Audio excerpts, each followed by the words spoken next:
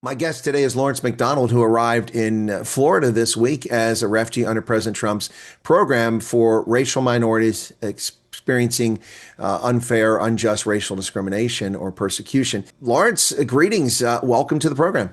Thank you, Chris. Thanks for having me. It's a great opportunity for me to speak to you as well, and it's been a long time overdue. Well, Lawrence, yeah, we have been in touch via communication for some time over the past couple of years. But, it's interesting because I've told people that some people that are known are going to wind up in this program come to the United States. And I think that some people know who you are. And here's somebody, also a journalist has come over here, which I won't divulge. And that person is known. I think they're still writing from here for South Africa, but a number of other people who are actually known. I think a lot of people mistake this program as a program for farmers, for white Afrikaners, or they think it's only for poor people. But as I've pointed out in the past, in 1938, 93,000 Jews from Germany came to America after Kristallnacht, after their businesses were trashed and destroyed in that racist and anti-religious attack on them.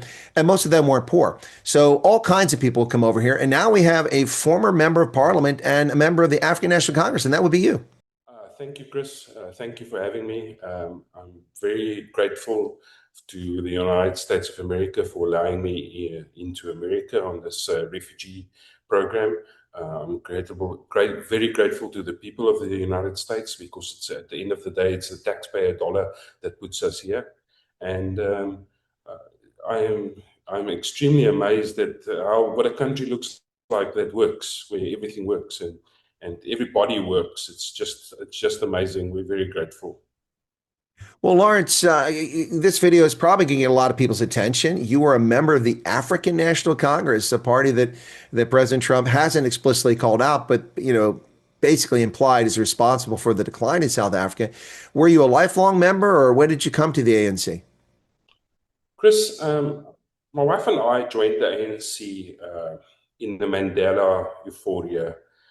We were staunch supporters of the anti-apartheid movement, as America was then, because apartheid is wrong. Doesn't matter on which side of the road you stand. And we wanted to be involved in the change in the country, be involved in making the country a better place. Never involved in a country that's going to change the racism from one spectrum to another. And I've always been on the sidelines, and late in the 2000s, I started getting more involved in the day-to-day politics, if you can put it that way. First, local government with the municipalities and in Bloemfontein. And I did very well. And then I was seen to be somebody that would attract white vote, if I can put it like that. And I was then honored to be serving in the National Assembly for 4 years, nearly 5 years. And it was an honor to serve there. I did my job with distinction. I was the whip of transport. I was involved in many programs. And I was one of the people in the ANC that was trying to stop this ridiculous narrative that the ANC was pushing out, that everything was the fault of white people or minorities in the country. And it was difficult. It was not easy. I mean, I sort of look at myself as a sort of a Oscar Schindler. I was helping many minorities to get bursaries and get them jobs and to make sure that they're not excluded in national government and all the places. But what happened was that the ANC became more and more racial, and especially more and more racial towards specifically white minorities. They just could not stop themselves from becoming the most racist political party in the world. Well, it's fascinating, Lawrence, because the ANC likes to rewrite history. They want to take credit for the Freedom Charter, which they were just a minor player for. Actually, it was written largely by white South African Jews, the Freedom Charter. Then they try to take credit for Black Consciousness Movement, which, of course, was spearheaded by Steve Biko and not by the ANC. And then they want to take credit for, and I know you remember the ANC, but I've criticized the ANC for this rewriting of history because it doesn't serve anybody very well.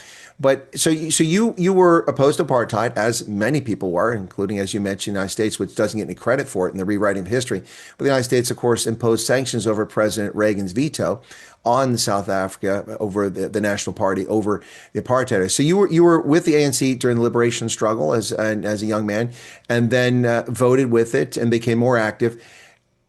For me, I was already concerned from the outset. I was concerned about the National Party. I was also concerned about the new dispensation because of the way that the new democracy was structured. It wasn't a democracy in the sense that I know. It was more of a parliamentary system rather than a representative system. So I became disillusioned before Zuma became president when Thabo Mbeki denied HIV, his denialism. And I said, we're headed down a very bad path based on this sort of governance. But then the corruption came. At what point did you stop being a true believer that the ANC was trying to change the country for the better? Because you became a member in 2019. Were you a late convert to seeing what was happening, or am I just too early to the game in my assessment? I became a member in 1994 when on the unbanning of the ANC. It was, you know, uh, I went a full circle. I served in the National Defence Force as a conscript, and I just the whole thought of apartheid was wrong, and I wanted to see what I could do. And yes, and let me tell you, the ANC was always corrupt. The first thing when people saw me when I joined the ANC is, why don't you start a business and we'll give you a tender? And I never wanted to get involved with that. And I told them from the beginning, this is not the reason. They wanted me to start a computer company or start something that they can get you involved. They actually, it's like baiting you. They bait you to get into something and then they can corrupt you. And I never got involved. And they hated me for that for many years. But I worked hard. I got into sewage pipes. I worked hard on the municipality to make sure that the service delivery. I had DA councillors call me to help them to solve service delivery issues. But long story short, the the ANC went completely south just here in the middle of the Zuma era, and when I finally said that this is it, was when we were forced to vote in favor of Ramaphosa not being investigated for the Pala matter. And then I decided, you, the evidence is overwhelming. How can you force me to vote with this matter? And I had to vote for that. People say you get 1.5 million or 1.3 million salary. Yes, it looks like that on paper, but in reality, you get about 45,000 rand a month as a member of parliament, because your medical aids is over 10,000. Your taxes takes about a third of your salary, and then the ANC takes about 3,500 rand from every single member in the legislature every month. And they use that money to fund all their little antics and shows that they do all over the country. So yeah, I became very disillusioned and they started pushing me away. And that's when the racism went completely overboard. They started pushing me aside, death threats, all kinds of things. And they started getting into my family. They were threatening my wife. The people were sending in the middle of the night, sending messages to me from unknown numbers that I must watch my back. You wanted to vote against Ramaphosa, and that was it. I decided that that's it. I've had enough. I'm leaving the ANC, and I did not renew my membership, and I applied for the refugee program. Well, it's interesting you say that, Lawrence, because as I've repeated over and over to my viewers around the world, South Africa's democracy is a little strange. First off, you don't vote for candidates. Nobody voted for you as citizens to be a member of parliament. The ANC selected you to be a member of parliament, just like the DA selected John Steenhuisen to be a member of parliament or whoever is representing the party. They're selected by the parties. And I've said for a long time, it's party over people in South Africa. And that's a big part of the problem here. Because as you just alluded to, you said you were forced recourse to vote against censoring or punishing or investigating Cyril Ramaphosa over the clear money laundering effort that took place at Palo Palo, where $580,000 in U.S. cash. Boy, if I came into South Africa and had $580,000 U.S. cash and failed to declare it to customs immigration, I'd be in prison right now. But that happened, and not only that, but they actually stuffed in the sofa. So when that happened, that's really when it turned south for you in the ANC. And, as I said, you're selected. So the ANC can remove you at any time as a member of parliament, can't they? And the voters have no recourse. Yes, they as soon as 1 year has passed in your term, you're on the chopping block. They can. I was the whip of transport. Soon after that, they removed me as the whip and replaced me with somebody else, and actually demoted me twice because they wanted me to resign, and I was foolhardy or whatever. I decided that I'm going to see out my term, get my little bit of money that I'm going that my pension was accruing, and I was going to leave with a clear conscience. Well, there's another aspect of this too, Lawrence, that you raised here that I want to bring up, and that's something I mentioned before, specifically about the Mkhonto weSizwe party, the MK party, because we know that you have to tithe from your parliamentary salary to the party. You've just mentioned the ANC also requires that. I don't think most South Africans realize that these political parties take from your salary. So basically, it's a direct subsidy from the state to these political parties so that they can exist. I actually had a big problem with that, Chris, and I actually raised it with the finance department of Parliament and said, it's fine if you give a donation, then it comes from you. But they give you a form whereby you sign a blank form, and the amount can be changed at any time. So during COVID, they took 10,000 Rand a month from us to some COVID fund, which we don't know where it went and what. And then they said it was for donations. And then when I wanted to fill in my tax return, I couldn't get a donation number to add to my tax return because the money just disappeared. Nobody knows where that money went. And I kept on sending emails and requesting the number, because you have a specific number that if you've made a donation, that you can then get a tax rebate on that. And they could not ever give me that number. And then, I thought to myself, I told my wife, actually, I think we just got pulled into another scam. Well, it's interesting because my friend who passed away this past year, Neil de Beer, who founded the UIM, had also been a member he'd been a member of MK clandestinely during the apartheid era towards the end when he was serving the police, and then was an open member of the ANC for a long time. But he finally grew frustrated with the racism and with the rampant, out of control theft and corruption, the kleptocracy that the ANC has become. He left the party and was very vocal and outspoken about it throughout the rest of his life until he passed away this past year, founded the United Independent Movement. But Neil de Beer, I met with him just before he passed at Crystal Beach Hotel there in Gordons Bay. And I asked him a question. I said, Neil, you know these people. I'm confused why they continue to poke Donald Trump and they keep insulting America and lying about America and, attacking their most important trading partner. Yes, I know China is a larger trading partner, but the U.S. is more important because the beneficiation of all the goods and services is realized in South Africa. It's not simply commodities. And it's important to have that trade. But they keep poking Donald Trump. And I asked, I said, what is going on here? I mean, is there an end game? It doesn't make any sense to me. I'm a rational analyst, and I can't quite figure out why they're doing it other than they don't really have control of their party. Or are they really just that dumb? And Neil said to me, he said, Chris, they're really just that dumb. Is that a fair statement about leadership in the ANC? Yeah, it's a more than fair statement. Just to give you an example, we had a caucus meeting early in my term, and I raised the question when they wanted about Eskom, when Eskom had all this power failures.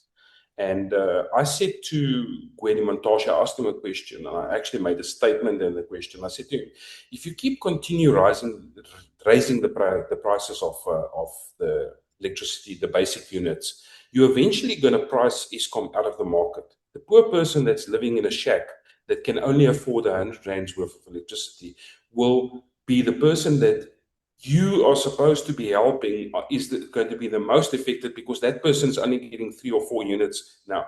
You should be reducing the price of electricity so that you can sell more units and then make more money. But the scale of economics they don't understand, firstly, and secondly, they don't understand world economics or world politics at all. They would poke anybody as long as it fits the narrative of the now previous partner, South African Communist Party. Now, Lawrence, there was a story that came out about members of parliament not vacating the parliamentary residences that are made available to them. Three MK party members, if I remember correctly. And you were also mentioned that they claim that you were no longer a member of parliament and you refused to vacate the quarters that are paid for, I presume, by the government. What was that story about? Can you tell us what happened there and when you left? I don't want to make excuses, Chris, but let me start from the beginning. Before my term ended, I had a severe reaction to the COVID injections. And I had to have a heart operation. And the only doctor that could do it was at Groote Hospital. So I had the operation at Groote. I sent the Parliament members services a letter requesting to extend my stay. I was willing and able to pay for the stay. And then they said they had to wait for the new Parliament to be sworn in before they can make a final determination. So I stayed on because I had to get more follow-up treatments at Groote. And I was very, very poor at that time. I had a big heart operation, and I stayed there. And I literally, and when they started asking me to leave, I wrote another letter and said, "Listen, I did ask the lady. I don't want to mention names on the that if I could stay, I actually sent them a letter from my Parliament email, and she did respond and said." The matter will be raised with Public Works. The Public Works then, consequently, 2 months later, sent me an email saying, "You can't stay there. You have to be out by tomorrow." And I said to them that that's literally unfair. I'm under treatment. I need to still see the doctor a couple of times, but let me then start packing up and then just give me a month or two so that I can get my ducks in a row to go back to Bloemfontein. Because I was a part of the National Assembly, but on the provincial list, so I'm from the Free State. So the way that the legislature worked is part of the people are from the provincial parts. And so I packed up and left eventually. They didn't kick me out. They didn't throw me out. I left on my own accord. And News 24 failed to even contact me on what they always do, Scam 24. They like to just write, and they don't even consider the consequences. They caused a lot of problems for me with that article, but it's fine. Life is like that, and I don't care anymore. I'm very safe here in America where I am. I didn't lie to get here. I know exactly what I did to get here, and I went through all the vetting processes. But yes, I overstayed my welcome in the Parliament Village, and I'm not afraid to say the reasons why. Well, that certainly seems like a reasonable explanation. Thank you for that. So the ANC of 2026 is not the ANC of 1990 or 1994. There were a lot of white members of the ANC back in 1994 and people who joined around that time frame with hope for the future. So comparing the ANC then when you joined it to the ANC now is a very different thing. It's night and day. But when I mentioned, one of the challenges for Neil de Beer is that forever, he was viewed with an eye askew by the Afrikaans community and also by the ANC later on, as both sides considered him to be a pariah, a traitor to their cause. Now, the reason I mentioned the difference between the ANC in 1994 and today is because there were legitimate people in the ANC who really cared about the country and wanted to have that rainbow nation, that start market-based capitalism and the ability to help people lift them up from the poverty they were in. But that's not what we're seeing today. So I don't think it's fair if someone were to use that term about you, Ferraya, because it's a very different party. But that's obviously something that people are going to probably attack you for, saying, hey, you were in the ANC, you are part of the problem. And my response to that is, I think you've kind of alluded to it already, Lawrence, is that while in the party, in Parliament, you were trying to help people behind the scenes. I mean, look, I'm not asking you to defend yourself, but I'm just saying that you're going to hear this accusation. You're going to hear people say things like that. What would you say to folks like that? Because Neil said the following to me. He said, Chris, it's true. I spied as an MK person because I believed apartheid was evil, and I was in the ANC and I thought that they meant well, but eventually I saw that it wasn't right and I left. So people can call me what they want. That's what I did. This is who I am. I'm fighting for better South Africa for all folks, whether they're white, black, or brown. So Lawrence, I give you a chance to respond to that. Thanks, Chris. Let me first say, Neil and I have been friends for many years. It was a very heartbreaking story. I met him a couple of months before his untimely death. Neil was a wonderful person. Neil was one of those people that only wanted the best for South Africa. And he until his dying day, he was just trying to make South Africa a better place. Myself, when I joined and my wife joined, we were there because we had small, young little children, and we wanted this rainbow nation whereby there's no racism. It's everybody can work. There's everybody can go to school. There's food for everybody. But the ANC started to become the new Cuba, sort of like that. It became something that it just kept on moving away from its own voters base. They kept the same people in charge, and they kept on moving away from the voter base.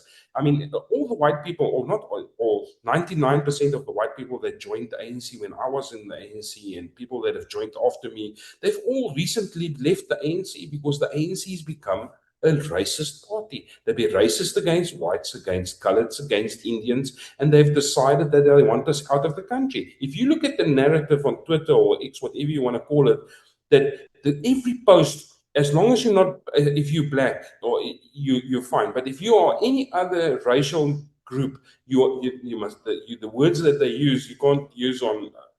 They tell you to F off, and you must this and that. You're a traitor. You're a colonialist. Let me tell you, my grandmother was a Barnard. I can speak Afrikaans perfectly. My Chris Barnard, the heart surgeon, is directly family of myself. I am deeply rooted in South Africa. I had to leave my homeland, a country I love dearly, because of a political organization that gives no two F's about the poor people and the minorities in South Africa. Well, I'd have to echo that from my perspective, from the outside looking in, Lawrence. You were inside the wire, so to speak, inside the ANC, but from the outside looking in, it's pretty obvious that the ANC is either incompetent or uncaring or both. And I think it's both. I think that they really don't care about the poor. They just use the poor. It's like the Democratic Party in America. You know, we care about unions, except they do nothing for unions. We care about gays, except they do nothing for gays. We care about transgender, except they do nothing for transgender. They like to use people as a bumper sticker. And when you're no longer useful to them, they toss you aside. And to me, there's direct correlation between the Democratic Party from that standpoint and the ANC in South Africa. To me, Lawrence, it's heartbreaking to see what's happened in South Africa under the ANC. You look at video footage of Joburg, the same street in 1990, in 2000, in 2020, 2026, and it's just gobsmacking the decay that's happened under the ANC, particularly in the last 15 years.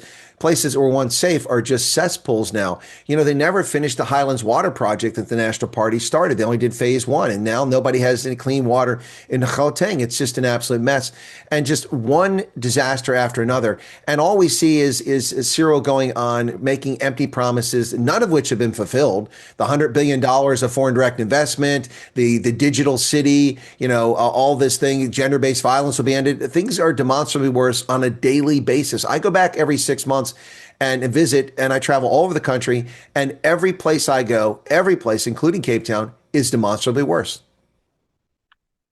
Chris, the ANC in the last 7 years it was bad before then, but they completely lost the plot.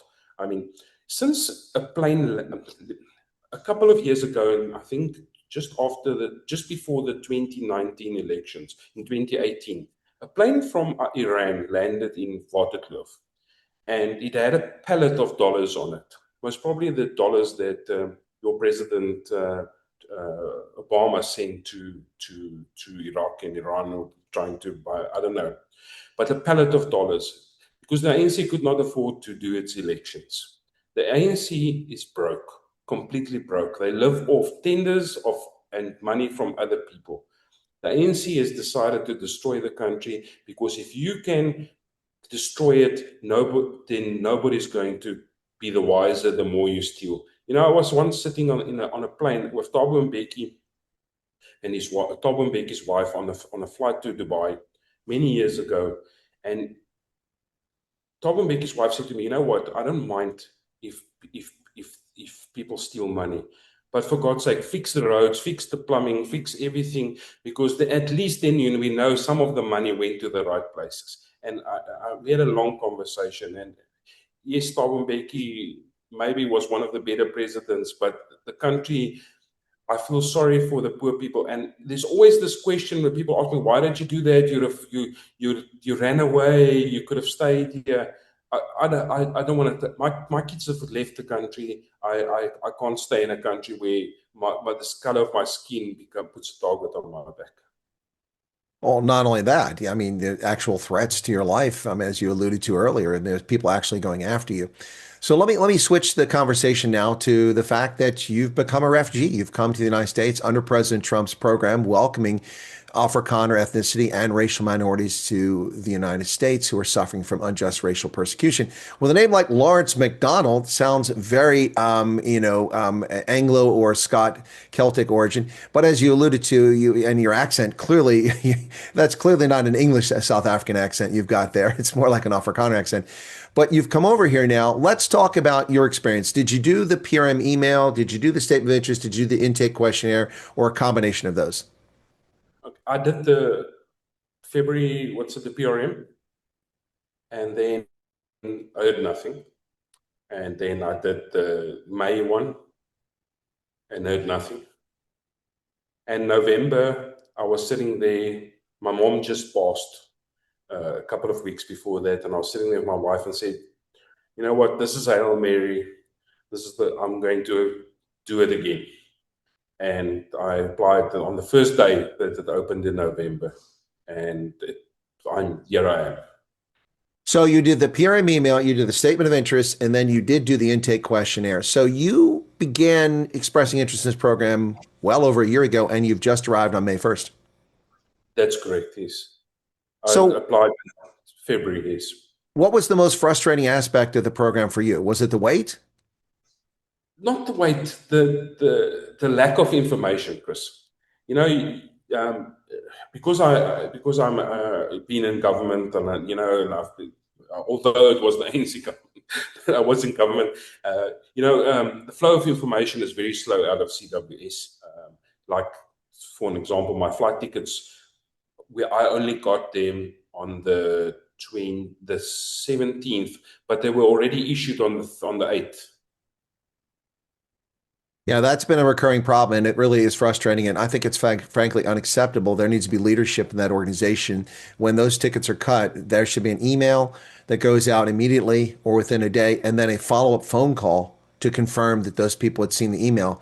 Because it's far too, I mean, we had a case recently, Lawrence, where a lady in Port Elizabeth was called 4 hours before her flight and said, "Hey, where are you at? Well, you're supposed to be in the assembly area." She said, "What do you mean?" "Well, you're supposed to be in Cape Town." She's like, "For what?" "Your flight. You're leaving tonight." She's like, "I'm in Port Elizabeth." That's like a 10-hour drive, not to mention you're just going to like walk out of your house, leave the keys there and drive 10 hours and hope you make it there. And then, it's just ridiculous. They really need to clean that stuff up and improve it. So you did all of that. And so it took a while, 14, 15 months for you to get here, which is what I've been trying to tell people, but people refuse to listen to me that it does take time. So you've come over here. Let me ask the question: as a refugee arriving in America, were you greeted by a case officer or someone from the organization?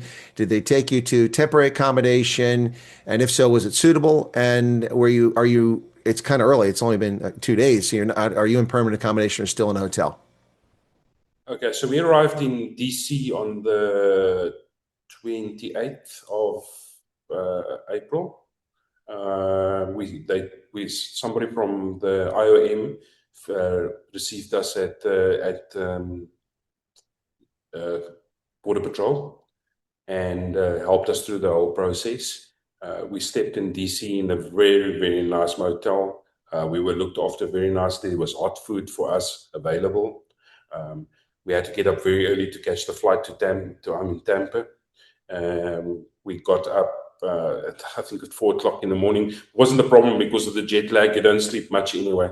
I came they took us to the airport. They helped us check in. They helped us with our bags. They were fantastic. The people were really, really. We were met with our case officer in Tampa International Airport, and we were taken to our temporary accommodation. We're still in the temporary accommodation. As you know, Florida has got a very high occupancy rate, and so it'll take a while. It'll take a minute. So as long as we're getting the processes, we're getting our SSN, we're doing all the other things, those things will come. Like you said, Chris, you have to be patient. You have to follow the process, and there's no turning back when you're here. So you mentioned your kids are abroad. Are you able to share? I mean, where are they? Like in Australia, New Zealand, UK? I mean, or are they in the US? I have one in New Zealand, and I have one in Ireland. In Ireland. Okay. All right. We've got to hope they have residency and they're not there as an asylum seeker. Ireland has become very unfriendly to South African asylum seekers. If I wanted them to come with, but I don't want to disrupt my children's lives. They've got their own lives to live. I've got my life to live.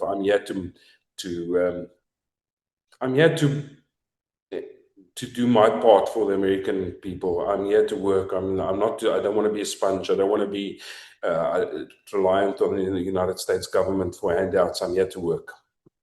So, Lawrence, all in all, and not talking about your experience in politics or your experience in South Africa, but the question of whether it was the right decision to come to America, do you have any regrets? No, not a single one. Uh, it was hard, it was difficult, but when you come here and you see what a country can become when they hard together, it's amazing. I recommend it. Well, I'll tell you, the nice thing I like about America is that by and large, we don't care if you're black, you're blue, you're green, you're purple, you're yellow. We care about your ability to get the job done, and whether you're a man or woman, that's what matters here. And you see people of all stripes and all faiths and all different backgrounds who are leading corporations, who are working in government, who are working all over the private sector. I think that's going to be something that while you're here, you're going to find quite refreshing. You know, I've been in the streets. People are fantastic across all racial lines, across all ethnicities. I mean, Florida has a lot of Spanish-speaking people from Cuba. Everybody lives together. There's no problems. And I mean, the first thing I did here was reach out to people, look for jobs. I've already got a tentative job. I just need to get my things sorted out of the paperwork. I don't want to work illegally. And this is the land of opportunity. If you're willing to work, you're going to make it. Well, that's fantastic. You've just been here a couple of days and already making progress finding work. That's great to hear. So, in the end, what are you hoping for? Just a peaceful life here, and I guess safety and security and the ability to just live your life without being judged by your skin color. Something Dr. King hoped for. Yes, I want to live, work, and be able to afford just the basic needs, and then to go and visit my daughter in New Zealand. And uh, you know, when you're in South Africa and you've been pushed aside because of your skin color, a simple trip to go and visit your daughter becomes impossible. Uh, Not just financially, it becomes impossible because of the red tape and all of that, just because of your skin color. And that is what South African government can't see. They literally just can't see that they are destroying the whole country by excluding a small number of people in their community. So, Lawrence, what is your background in? Since you're looking for work already, are you an IT guy? Are you an engineer? Are you I a studied, bricklayer? I studied mechanical engineering. I didn't finish. I actually got involved in IT many years. I've also I've got a diploma in property sales. I've also got a diploma in pharmaceutical sales. Yeah, so I'm employable. Well, Lawrence, a word of caution. My last guest said he's having a fantastic experience, he and his wife here in America, in Michigan. The only problem, child, has been the estate agent. So just be careful about being one of those. I'll try. I'll try. All right. I did, when the news broke from the South African, which falsely stated that the predominantly the people coming over were Afrikaner farmers, which is frankly quite wrong. That's incorrect. But when that story broke on May Day that you had come over based on your ex, I said, well, I'll reach out and try to do an interview with him. I think he's got some splaining to do, because people want to know what the deal is. I've addressed the two things I think that most people are most curious about, the housing thing, which I don't think is a major issue, but it was out there, it was in the press, and then of course what you did in the ANC, why you joined the ANC. So I think that we've done that. Is there anything else you'd like to discuss or share with anyone out there? Because a lot of people have their preconceived notion of what a refugee is, and I've told people over and over again that a refugee is not the image that people portray in 2026. Specifically, the vast majority of refugees who came to this country from 1945 until the 1990s were white Christian Europeans who fled from the Second World War and the destruction and afterwards came over here after the horrors of the Second World War. It wasn't until the 1990s that we began taking in Ethiopians and Uyghurs and Rohingya and people from all over the developing world in large numbers. And of course, that really, to be honest, let me go back a little bit. That actually started with the Vietnamese, the end of Vietnamese conflict in the 70s, mid 70s. We started taking large numbers of them. And because of so many Vietnamese being admitted to the country, we came up with a new law, the Immigration Nationality Act of 1980, which has brought in nearly 3 million refugees since then. So the image of refugee is not fixed. It's not a dirt poor person fleeing from a war. It can be. It's not a person of color fleeing from a conflict. It can be. It can also be people from Cuba who are white, who have suffered persecution because they're in the country for political reasons. It can be a former Soviet Union person during the Soviet Union era, like Mikhail Baryshnikov, who, he could have been a refugee. The point here is that the face of a refugee is very different in every case. And in your case, a former member of the ANC, a former member of parliament, a lot of people probably make assumptions. He must be wealthy, he must be connected. Whatever the case is, the point I'm trying to get across, Lawrence, is that the face of a refugee is very different. Would you agree with that assessment? Oh, 100%. You when we, I don't want to specifically give names, but when we flew up here, we had a very wealthy Indian family on the plane, and I mean extremely wealthy Indian family out of Durban, and and that breaks the whole narrative. That people's perception of this dirt poor car god of, or what, Fikile and Balula, that thank you, you're taking the car gods off. It's the wrong perception, completely wrong perception. And I'm sorry for the noise. I don't know where it came from now. And the it's just ordinary people. It can be rich, they can be poor, they can be white, they can be colored, they can be Indian, they can be black.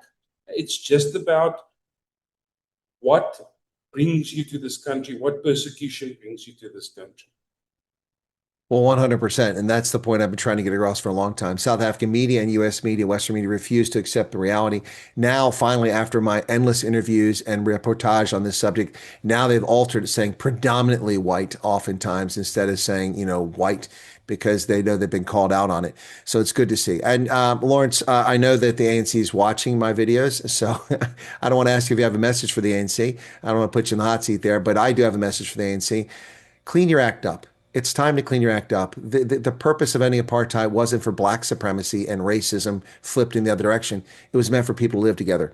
So, Lawrence, any final thoughts here you'd like to share with folks about the program or about your experience? It's early days for you, and I'm going to leave the door open to invite you back later on because, you literally just arrived. And the reason we're doing this interview today is because a lot of people are like, what? What's he doing there? Why does he get to go?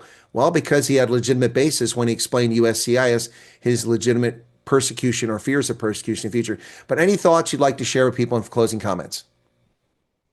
Chris, yes. If there's one thing I can say to people is don't judge. Firstly, all of us have got luggage, some form of luggage. All of us have done things, and I tried to be a better person by trying to find a country, to build a country that was non-racist. I failed. I failed my fellow South Africans, but I I'm here now in America. If you're on the program, be grateful, be patient. It will happen. Don't lie to USCIS. You are going to get caught out. They know more about you than what you know about yourself.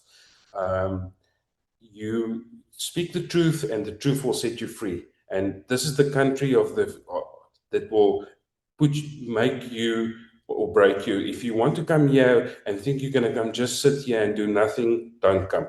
This is not the place for you. You have to come here with a mindset that you're going to come work and do the best that you can. And otherwise, Chris, all of the best to everybody that's still on the way.